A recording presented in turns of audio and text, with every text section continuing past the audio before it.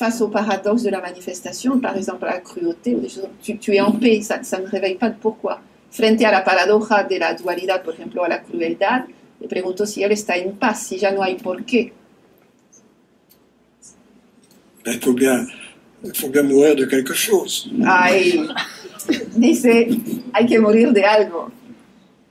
Alors si le fait qu'il y ait la mort, c'est ce que tu appelles la cruauté, bon. No, él me dice, sí, es el hecho que hay muerte que tú llamas eso crueldad. Y yo digo, no, pero hay un genocidio, a mí me despierta unos porqués. Un génocide me réveille des pourquoi. Mais le plus grand génocide, c'est le fait qu'il y ait la mort. Ça, c'est le génocide universel. El mayor genocidio es el hecho que hay muerte, eso es el genocidio universal. Les autres génocides, ils sont tout petits à côté du génocide universel. Ils en font partie. Los otros genocidios son mucho más pequeños comparativamente al genocidio universal del hecho de ser mortal. Pourquoi particulariser?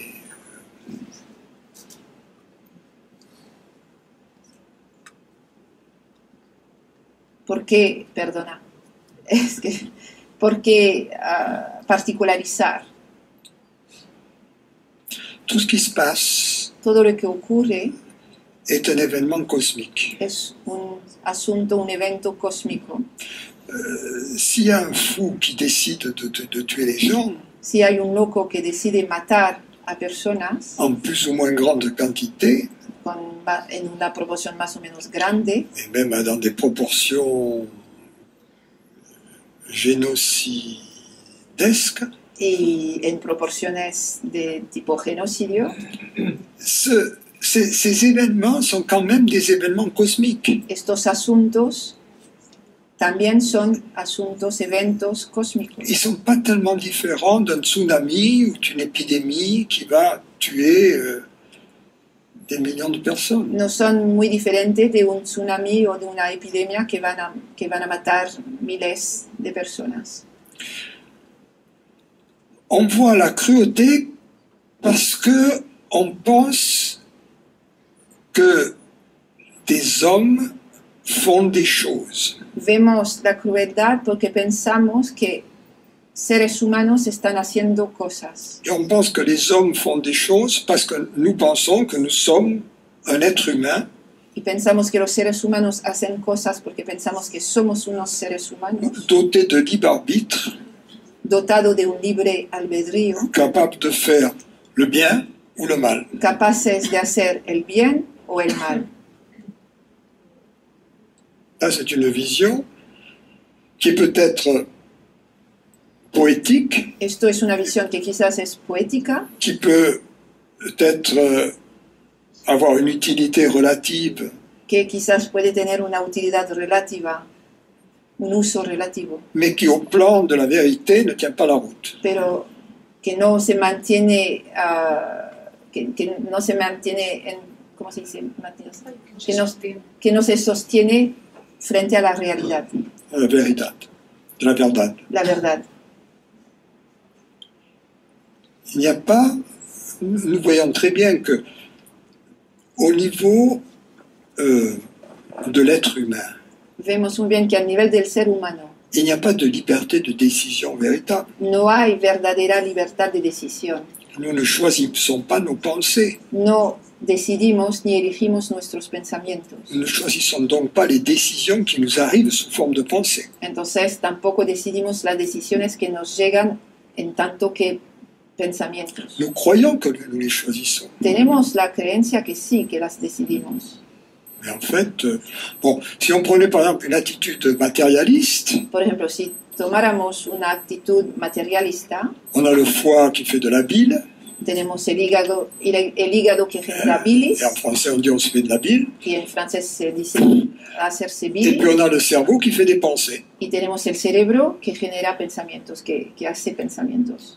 Mais est-ce qu'on commande le foie, ah là tu vas me faire de la bile de cette couleur, et tu vas faire cette quantité? Non. ¿Y acaso estamos diciendo al hígado, bueno, me vas a hacer tal cantidad de bilis con tal color? Claro que no.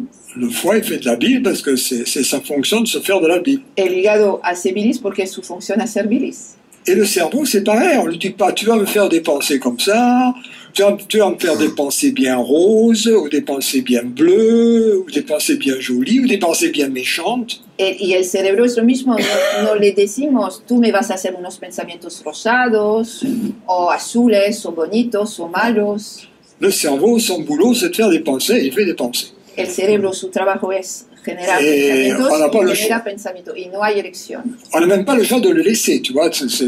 Là, au repas, tu prends ou tu laisses. No tenemos ni la posibilidad de soltarlo. Por ejemplo, cuando vas a comer, ¿tomás o no tomás? ¿Comes o no comes? Mais la pensée, elle arrive, elle est déjà là. C'est trop tard pour la laisser. Pero cuando el pensamiento surge, ya es demasiado tarde para soltarlo, para Donc, dejarla. on n'a même pas ce choix Ni tenemos esta de elección laisser la pensée. La pensée arrive. C'est un événement cosmique, comme un météore. ni tenemos la elección de dejar el pensamiento. Es un evento cósmico que surge como un meteorito. Après, on se dit, ah oui, j'ai choisi ce météore. Mais non, pas du tout. Después decimos, ah, sí, he elegido este meteorito, pero para nada. Cette pensée, c'est un autre météore qui arrive, qui raconte une histoire, mais on n'a pas choisi non plus. Y esta creencia que estoy eligiendo es otro pensamiento que tampoco he elegido. Donc si on les regarde de plus près, on se rend compte qu'au niveau individuel, on n'a pas cette liberté d'être cruel ou gentil. Entonces, si lo miramos de más cerca, nos damos cuenta que a nivel individual no tenemos la libertad de elegir de ser cruel o gentil, amable. Mais je ne pensais pas en tant qu'être humain, je pensais en tant que conscience.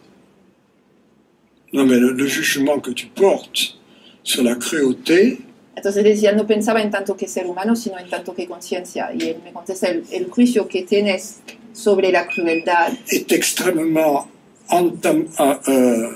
parce que tu faisais une différence entre le fait que la mort fait partie de la vie, porque hacías una diferencia entre el hecho que la muerte es parte de la vida.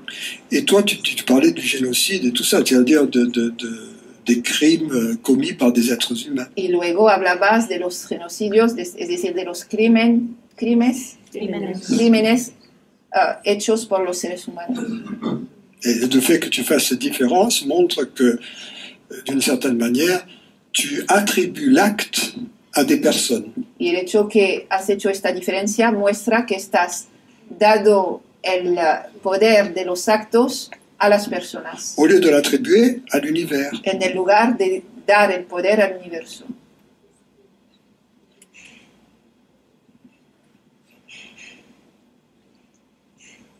Si on comprend qu'un meurtre ou une mort par un infarctus, ce sont ces deux manières dont une vie se termine, Si entendemos que la muerte debida a un crimen, un asesinato o por un infarto son... ces deux événements cosmiques. ¿Qué dijo? Son dos eventos cósmicos. Il n'y a personne qui l'a fait, ni l'un ni l'autre. Nadie lo hacen, ni el primero ni el segundo.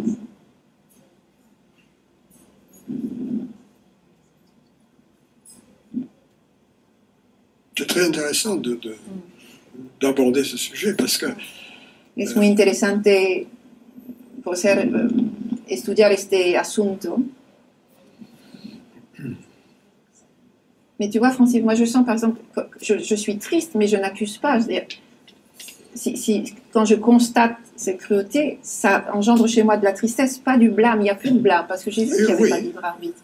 Mais ça engendre une tristesse. Et pourquoi, mon Dieu, faut-il que la manifestation s'exprime de cette façon? Alors ça pose une question différente, c'est pourquoi y a-t-il la mort?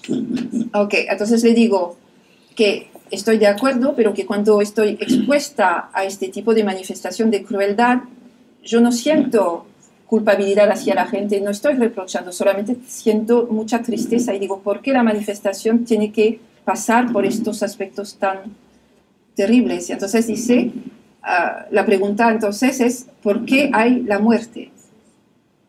Oui. Et la réponse, c'est parce que la mort est la condition, la vie c'est le mouvement. Y entonces la respuesta es que la vida es el movimiento. Et Le mouvement, donc le changement. es decir, el movimiento en tanto que cambio. Et le changement, c'est fait d'une mort et d'une naissance. C'est la mort de l'ancien et c'est la naissance du neuf. Y un cambio implica el nacimiento de algo nuevo y la muerte de lo viejo. Donc il faut comprendre que la mort et la naissance Entonces hay que entender que la muerte y el nacimiento sont comme deux, ne vont pas l'une sans l'autre. no pueden existir una sin la otra. Et les deux ensemble constituent le changement, le mouvement, la vie. Ambas juntas constituyen el cambio, el movimiento, la vida. L'absence de mort, ça serait comme un état La ausencia de muerte sería como un estado où il n'y a pas de changement. en el cual no hay cambio. Mais un état où il n'y a pas de changement, c'est justement la mort. Y justamente el estado en el cual no hay cambio es la muerte, o lo no manifeste, o la no manifestación. Mais je parle au sens courant. Pero estoy hablando a un nivel común, corriente. Au sens courant, j'essaie de montrer comment l'absence de la mort telle que nous la connaissons, La ausencia de la muerte tal como la conocemos, qui est en fait une précondition du changement et du mouvement, que de hecho es una precondición del cambio del movimiento, demanderait un état au fond